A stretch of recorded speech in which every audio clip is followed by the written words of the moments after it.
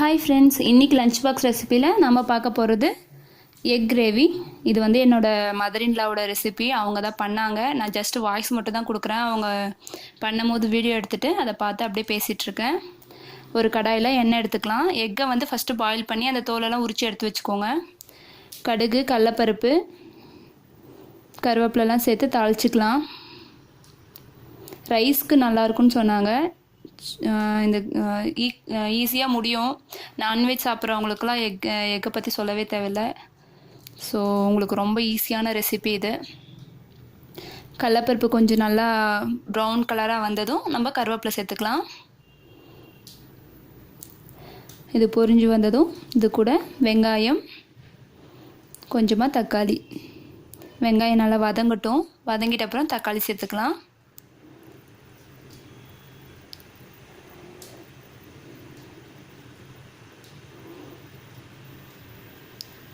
நல்லா பாருங்கள், கொஞ்சம் அந்த கோல்டன் கலராக வந்து டர்ன் ஆகிட்ட அப்புறம் நம்ம தக்காளி சேர்த்துக்கலாம்.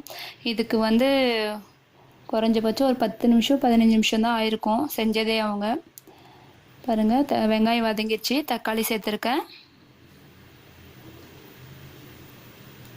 தக்காளி நல்லா வதங்கட்டும். ரொம்ப கம்மியாக தான் தக்காளி சேர்த்துருக்காங்க.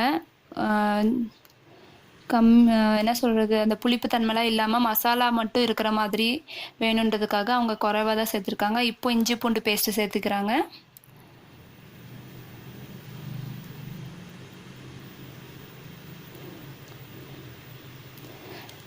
அவங்கக்கிட்டேயும் சொன்னோம், நீங்களே வாங்கம்மா, நீங்களே வாய்ஸ் கொடுங்க, அப்போ தான் கரெக்டாக இருக்கும் அப்படின்ட்டு. அவங்களுக்கு எனக்கெலாம் வராது, நான்லாம் வரமாட்டேன், நீயே சொல்லிவிடு, நான் என்ன பண்ணேன்னு சொல்கிறேன் அப்படின்னு சொன்னாங்க. சரி, அதுதான் பேக்ரவுண்ட் வாய்ஸ் மட்டும் தான் என்னோடது இந்த டிஷ்ஷில். இது ஃபுல் அண்ட் ஃபுல் ரெசிபி எல்லாம் அவங்களோட தான். சூப்பராக சமைப்பாங்க அவங்க. எல்லா டிஷ்ஷுமே வெஜ் நான்வெஜ் எல்லாமே அவ்வளோ அருமையாக அவ்வளோ டேஸ்ட்டாக இருக்கும். கொஞ்சமாக உப்பு, கொஞ்சமாக மஞ்சத்தூள் சேர்த்துருக்காங்க. இப்போது தண்ணி ஊற்றி கலந்து விட்டுக்கலாம் வேணுன்ற அளவுக்கு.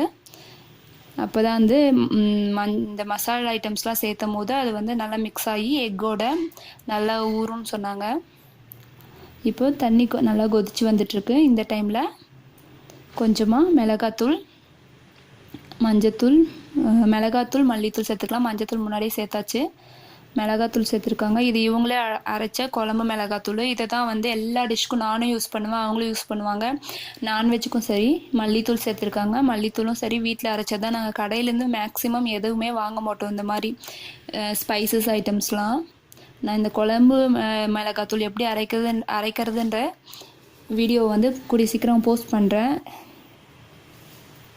நீங்கள் வந்து அது ஒன்று இருந்தால் போதும். தனியாக ரெட் சில்லி பவுடர் சேர்த்தணும், தனியாக வந்து மசாலுக்கு கிரேவிக்கு தனியாக மிளகாய்த்தூள், குழம்புக்கு தனியாக மிளகாய்த்தூள் சேர்த்தணும், எதுவுமே அவசியம் இல்லை. இது ஒன்று இருந்தால் பொரியலிருந்து கிரேவி அப்புறம் கூட்டு எல்லாத்துக்குமே நம்ம இது ஒன்றும் போட்டாவே போதும், அவ்வளோ டேஸ்ட்டாக இருக்கும்.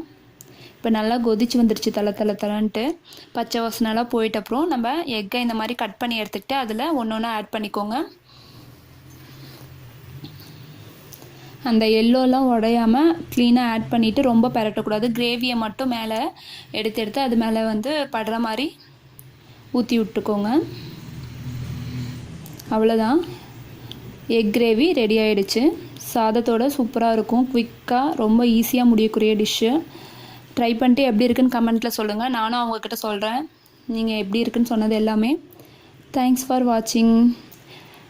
அடுத்த வீடியோவில் அடுத்த ரெசிபியோடு உங்களை நான் சந்திக்கிறேன். அது வரைக்கும் பாய்.